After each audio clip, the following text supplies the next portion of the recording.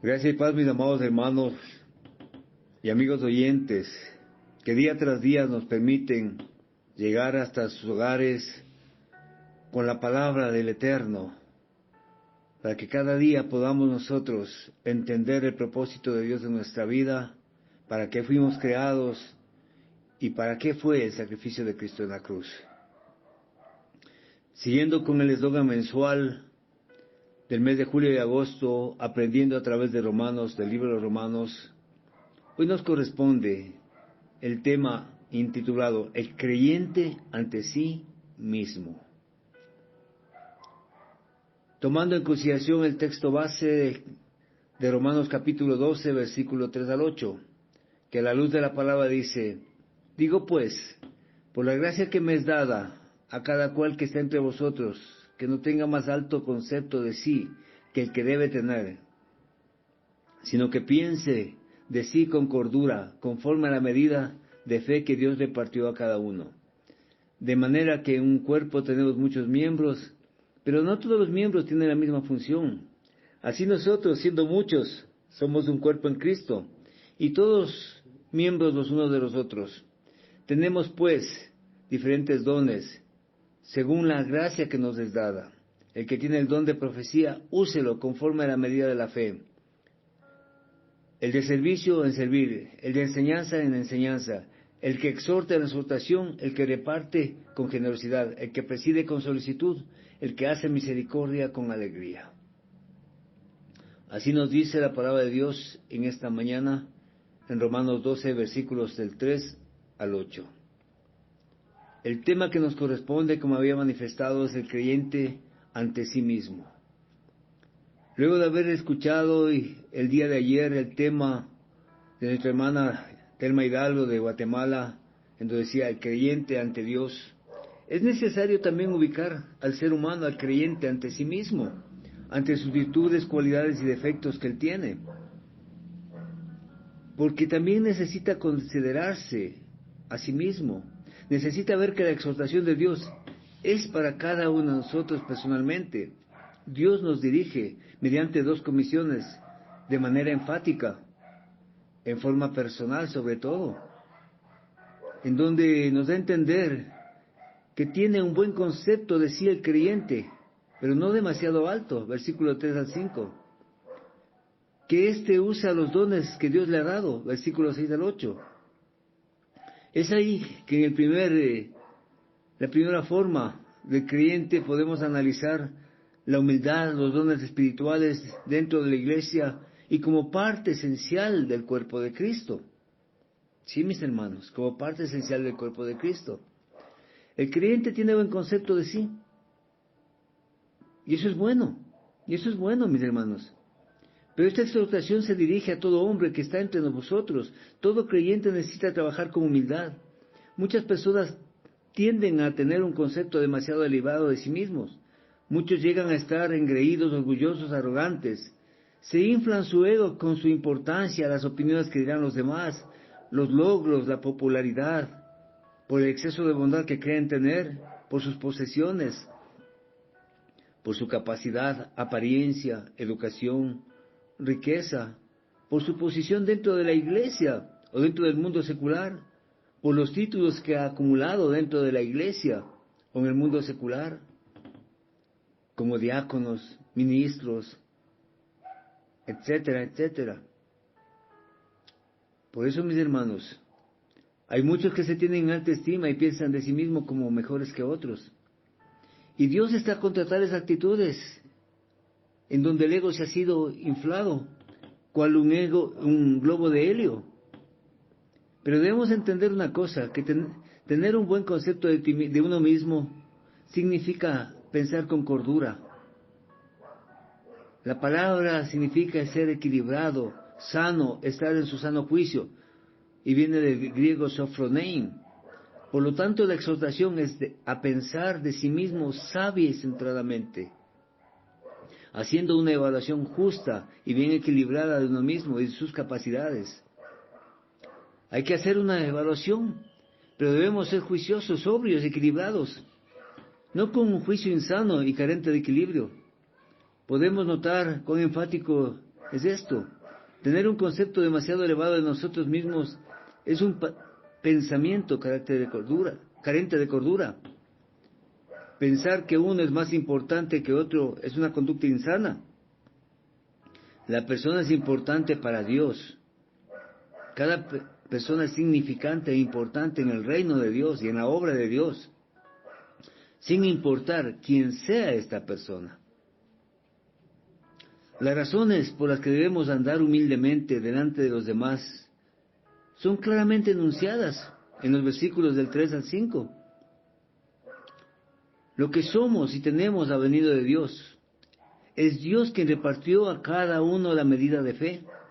La palabra fe en el contexto de los versículos significa una fe eficiente o que obra, en donde incluye los dones y capacidades que Dios da a una persona, mis amados hermanos. La fe es el impulso o confianza para usar los dones.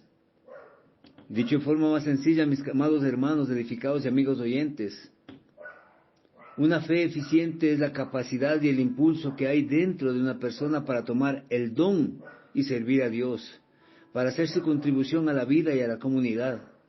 Esta es otra forma de decir lo mismo.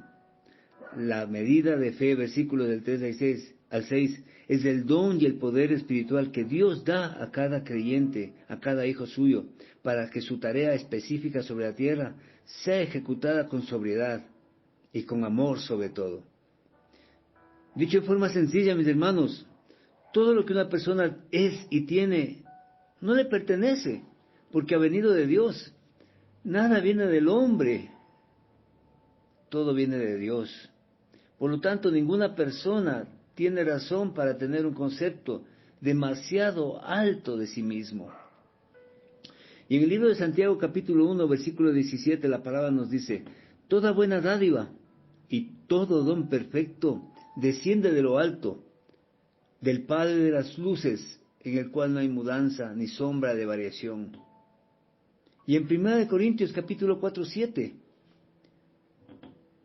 porque ¿quién te distingue? ¿O qué tienes que no hayas recibido? Y si lo recibiste, ¿por qué te glorías como si no lo hubieras recibido? Podemos notar además otro factor, mis hermanos. Lo que hemos recibido de Dios es siempre una medida solamente. Nadie tiene la cantidad total de algo.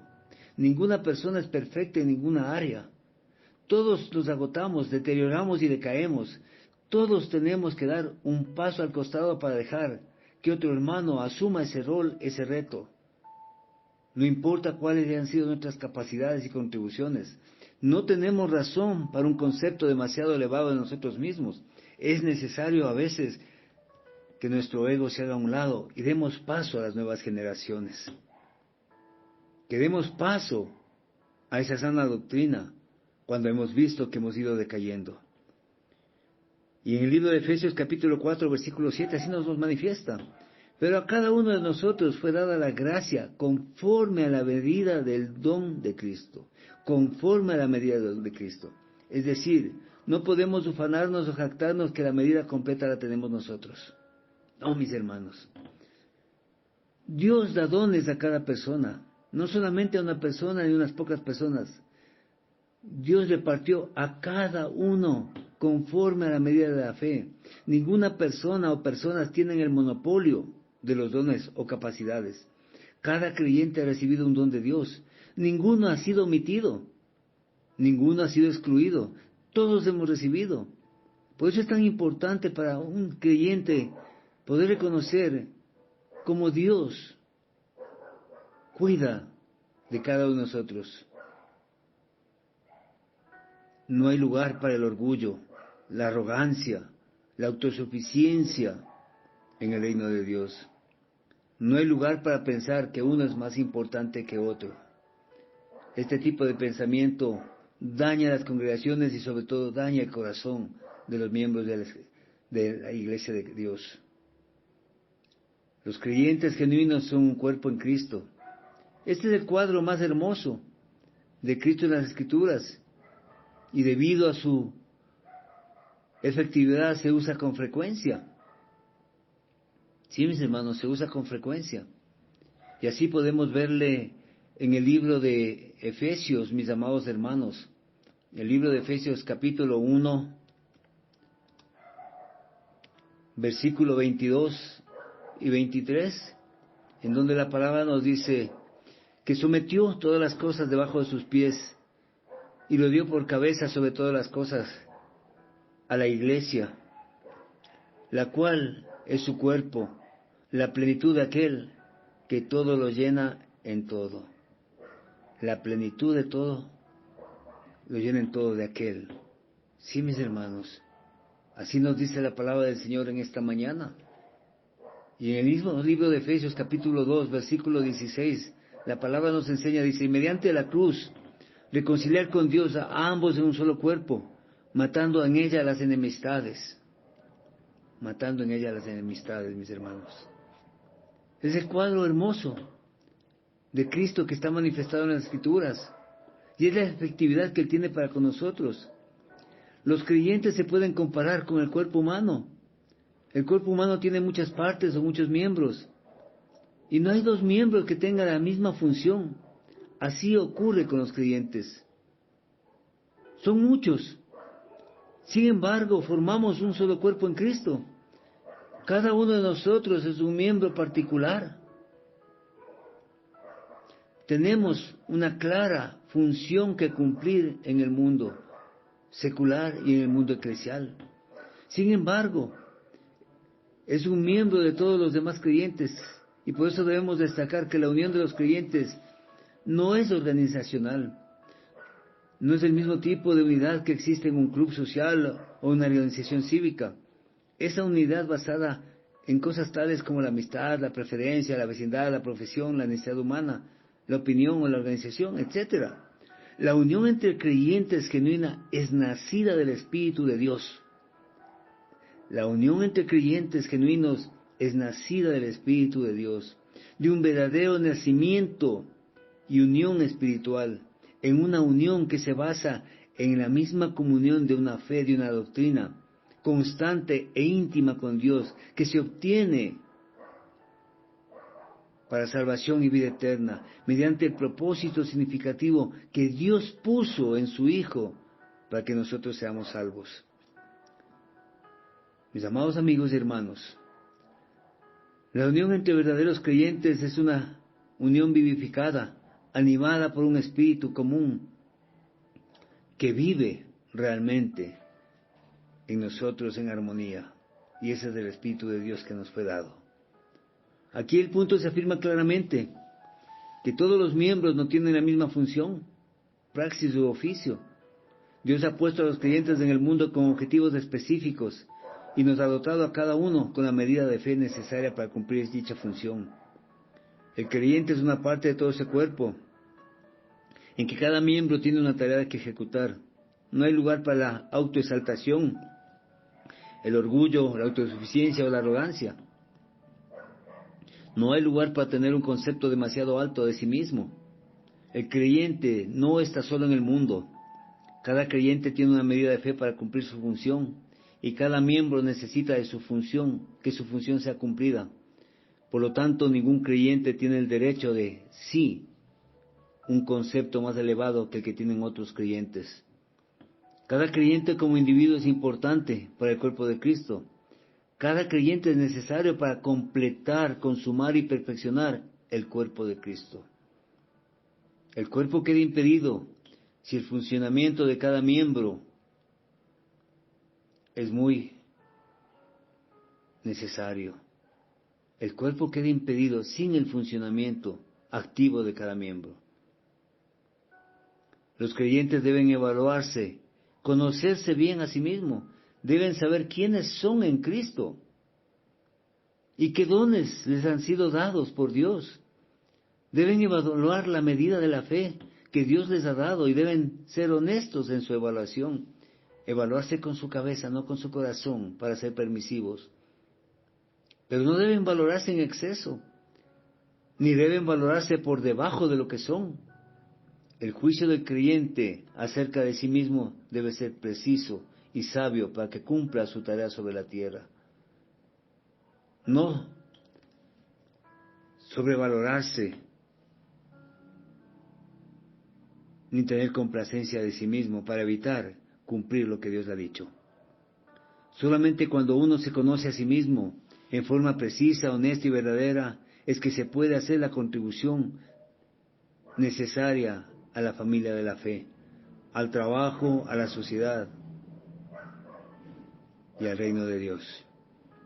Solamente cuando servimos en nuestra plena capacidad podemos cumplir nuestra tarea sobre la tierra. Pero para eso debemos tener un concepto de nosotros que no sea demasiado alto. Podemos intentar cosas grandiosas que podrían terminar en el fracaso si nuestro ego es el que domina el intento. Si tenemos un concepto demasiado bajo de nosotros mismos, nunca haremos todo lo que deberíamos, ni haremos contribuciones que éramos capaces de hacer. Es decir, ni muy altos, ni por debajo de la línea, sino en la medida exacta en que Dios nos preparó y nos capacitó para toda buena obra. Por eso la palabra de Dios nos dice en el libro de Filipenses, capítulo 2, versículo 3 al 4, nada hagáis por contienda, por vanagloria, antes bien con humildad, estimando cada uno a los demás como superiores a él mismo, no mirando a cada uno por lo suyo propio, sino cada cual también por el de los otros. Y en el libro de Santiago, capítulo 4, versículo 10 dice, humillaos delante del Señor y Él os exaltará. Sí, mis hermanos. En Proverbios capítulo 29, versículo 23, la soberbia del hombre lo abate, pero al humilde de espíritu sustenta la honra. Estos versículos nos dan claramente la visión perfecta de lo que Dios quiere. Que hagamos las cosas con humildad, sin fingir esa falsa humildad. Que hagamos las cosas sabiendo que somos capaces, sin dejar que el ego se eleve en nosotros. Por eso es el creyente ante sí mismo. Porque nos ayuda a entender que Dios nos dotó con una medida de dones espirituales. Por lo tanto, debemos utilizarlos conforme a la fe manifiesta en Dios que tenemos. Y en el libro de Lucas capítulo 17 versículo 5 nos dice, dijeron los apóstoles al Señor, aumentanos la fe. En Romanos 10:17, así que su fe es por oír y el oír por la palabra de Dios. Esa es la medida de la fe que cada creyente debe tener, sabiendo que los dones espirituales que son manifiestos en el versículo del 6 al 8 deben ser usados para la gloria de Dios. La palabra don viene del griego carisma, que indica una capacidad muy especial dada por Dios al creyente. Notemos aquí que el don es de Dios. No es un talento natural, una habilidad o destreza que nosotros hayamos adquirido con el tiempo. Es un don dado por Dios. Y nosotros como siervos, como hijos de Dios, no podríamos haberlo adquirido ni obtenido por nuestros propios medios. Este don espiritual nos fue otorgado por el Espíritu de Dios para que sea utilizado de manera espiritual y correcta para cumplir la tarea a la que fuimos llamados. Sí, mis hermanos, los dones nos han sido dados por gracia. Esto significa, mis hermanos, que son dados después de que llegamos a conocer la gracia de Dios. Este es parte de nuestra herencia en Cristo, el glorioso privilegio de habérsenos asignado una función muy especial para desempeñar en la tierra, de haber recibido un propósito y un sentido y significación para nuestra vida, de habérsenos otorgado un don o dones especiales.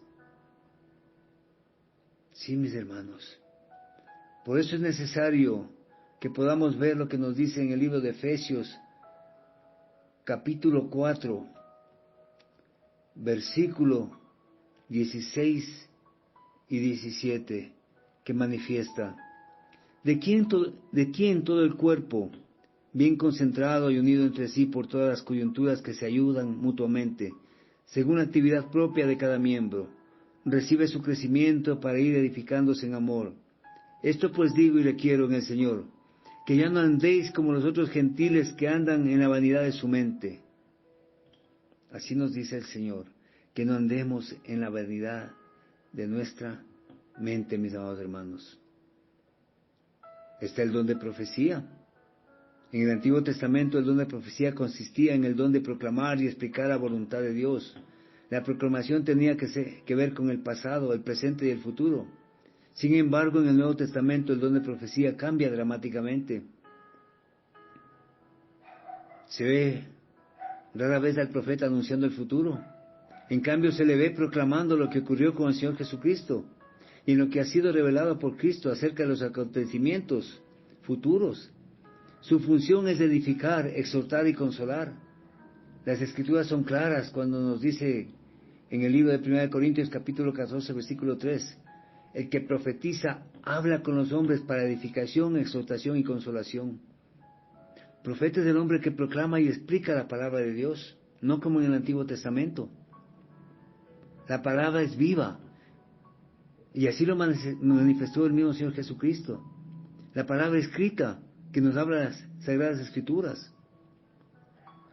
Mis amados hermanos, habiendo dicho esto, debemos entender que la profecía es el don de hallar bajo la inspiración del Espíritu de Dios la predicción y proclamación, y ninguna de estas cosas debe minimizarse para no cometerse abusos contra este don.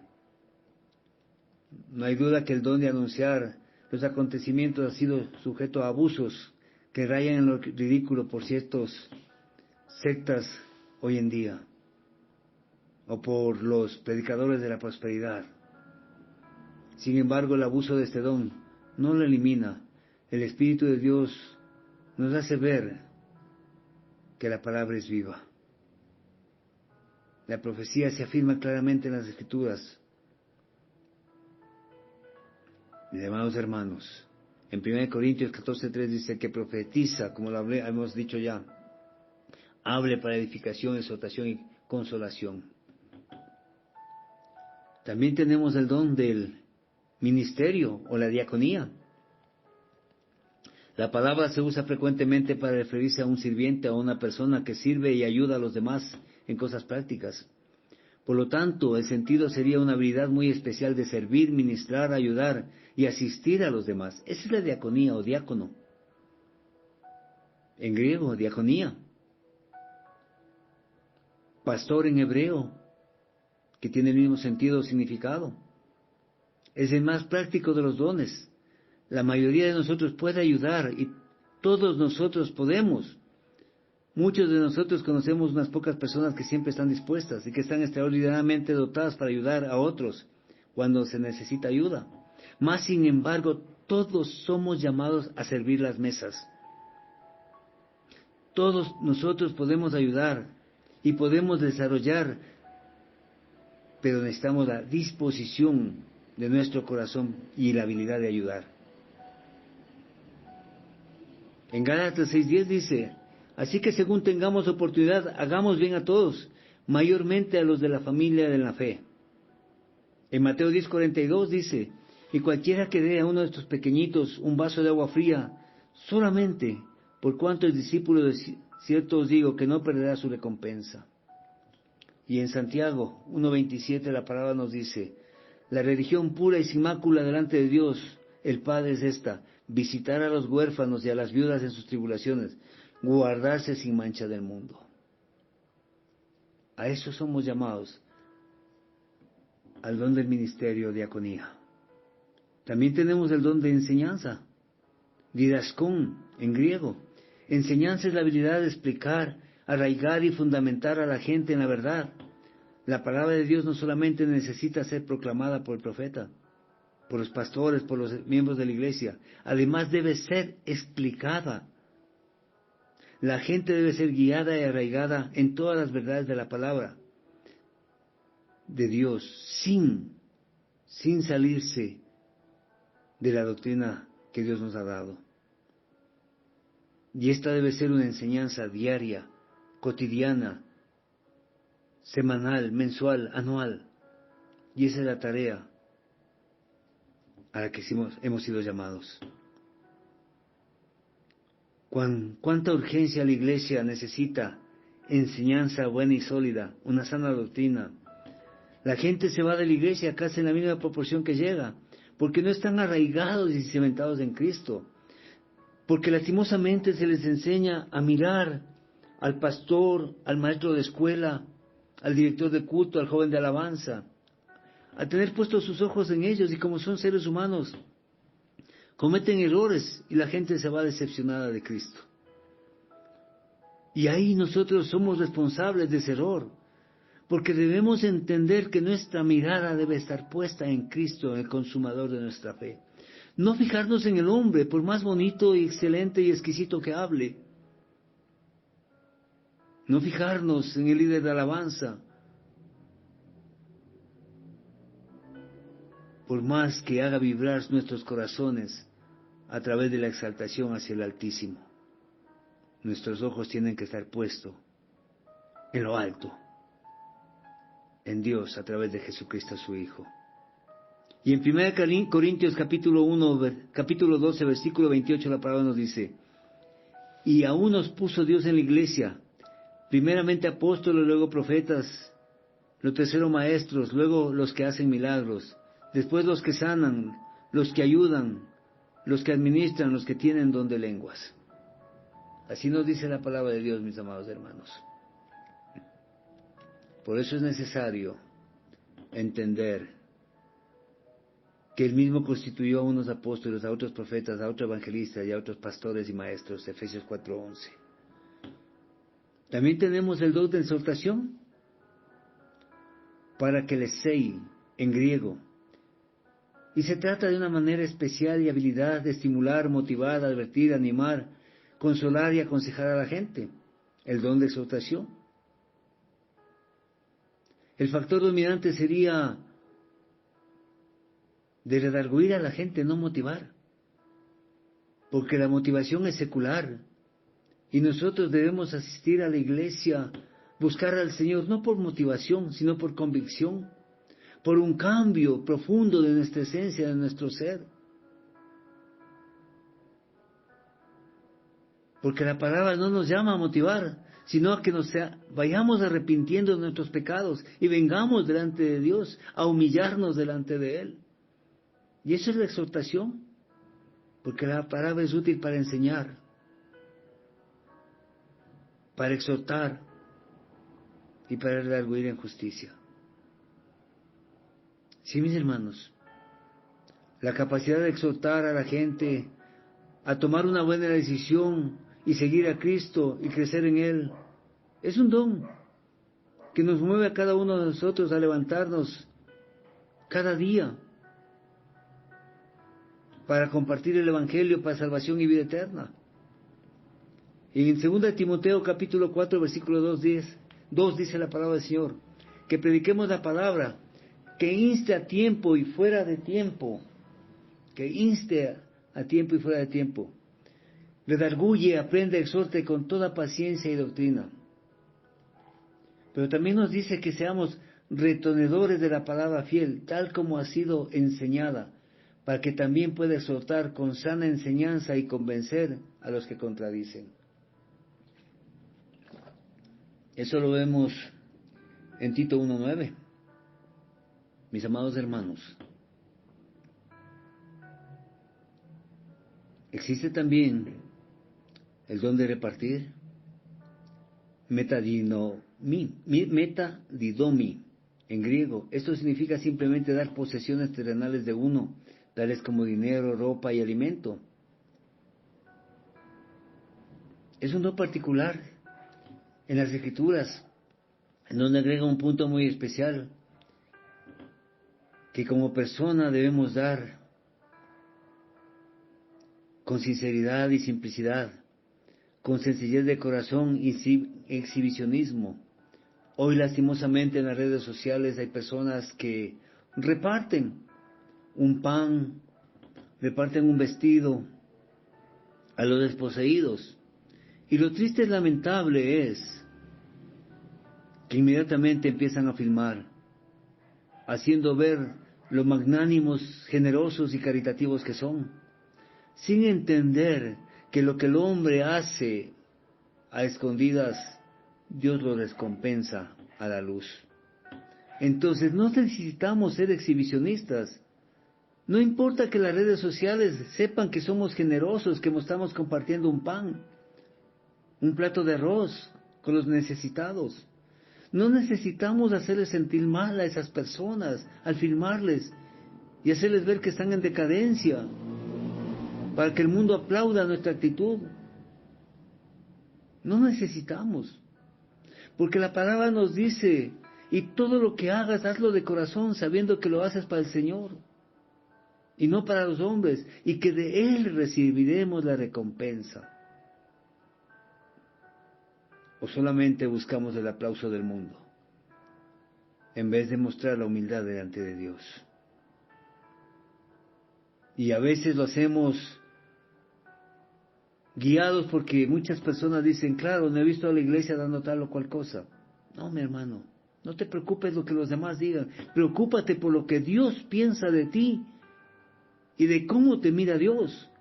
No te preocupes si los demás te dicen que nunca te han visto compartiendo un pan. Si tú sabes en tu corazón que has hecho campañas para repartir no solamente un pan, sino muchas cosas más, y Dios sabrá recompensarte. Por eso es dar con sencillez de corazón y sin exhibicionismo. Dar liberalmente y con generosidad, medida abundante y buena. Lo que por gracia recibiste, por gracia darlo. Libremente, sin sentirte atado, sin esperar recompensa, sin desear nada a cambio de los demás. Porque Dios no es deudor de nadie, y de Él recibirás justo pago. Aquí el argumento que Dios da a algunas personas es un don para ganar dinero a fin de tener suficiente para ayudar a otros y para divulgar el Evangelio alrededor del mundo, porque Dios es amor. Porque Dios es amor. Y Él dio. Y enseñó a sus discípulos que primero tenían que alimentar a la grey. Cuando alimentó a 5,000 personas, que nos habla en el libro de Mateo, a sus discípulos les dijo, primero alimenten a las 5,000 personas que están ahí. Y cuando todos estuvieron saciados, dijo, ahora sí, aliméntense ustedes. Esa es la liberalidad y la generosidad que Dios busca en nuestros corazones. Que debemos dar y dar con generosidad. Dios nos dio ese don de poder obtener dinero a fin de que tengamos bastante para cumplir la voluntad de Dios para el mundo, no para llenar nuestras casas de espejos llenos de pan de oro, de candelabros de lujo. No, mis hermanos, no nos dio dinero para que cada año compremos autos distintos. No, mis hermanos, no nos dio dinero para que en cada habitación haya un televisor. No. Dios nos dio el suficiente dinero para que podamos también llevar pan a los necesitados para servir sus mesas, sin mirar si pertenece o no a nuestra congregación. Dios nos dio dinero para que seamos generosos en el amor de Cristo, porque eso es el verdadero evangelio. Y muchos dirán, cuando tenga dinero, podré dar. No, mi hermano, también estás equivocado. De lo poco que tienes, puedes ser generoso. Recuerda a la viuda de Sarepta. No tenía nada y lo dio todo. Y Dios la bendijo en abundancia. No tenía nada y lo dio todo. Entonces no esperes, porque eso también vemos, que muchos dicen, ¿cómo no quisiera yo poder compartir un pan? ¿Y qué te detiene? Pregunto yo. No necesitas llevar grandezas. La intención de tu corazón es la que juzga a Dios. Si tienes $5, que es la moneda de nuestro país en Ecuador, te alcanza tranquilamente para unos 40 panes. En casa, un cafecito,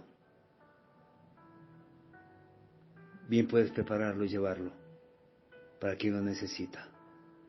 Y créeme, el recorrer por las calles de la noche, repartiendo un café caliente y un pan para quien no tiene nada, será de gran bendición para ellos.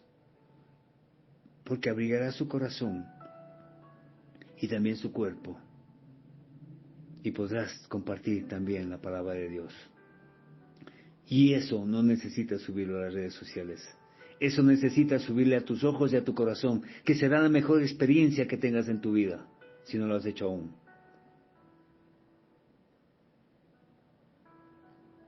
No debemos acumular riquezas. No, mis hermanos. No debemos dar a regañadientes, quejándonos, que otra vez tengo que dar, otra vez tengo que aportar para la canasta de amor dentro de la congregación. No, mis hermanos. No debemos dar para atraer la atención o para acumular honores, para que nos digan que era dadivoso, que generoso que es, que magnánimo que es. No, mis hermanos. Lo que la mano derecha hace, que jamás sepa la mano izquierda. Tampoco debemos dar para alimentar nuestro ego y nuestro orgullo. Debemos dar por amor a Cristo, por amor a su obra. En la palabra de Dios en el libro de Mateo capítulo 6 versículo 3 dice: mas cuando tú des limosna, no sepa tu izquierda lo que hace tu derecha. Cada uno dé como propuso en su corazón, no con tristeza ni por necesidad, porque Dios ama al dador alegre. Segunda de Corintios 9:7. Segunda de Corintios 9:7. También tenemos el don de gobernar o presidir. Prosei en griego. Esto comprende la capacidad de liderazgo, autoridad, administración, que cada persona tiene y que debe responder con solicitud, de forma expedita, con celo y deseo de servir al reino de Dios a través de su iglesia, en donde no hay lugar para la pereza, la complacencia, la irresponsabilidad. Los líderes, mis amados hermanos, son los que tienen que guiar en el sendero a la grey de Dios, y deben hacerlo con celo durante el tiempo que están al frente, demostrando un trabajo permanente. Sí, mis hermanos.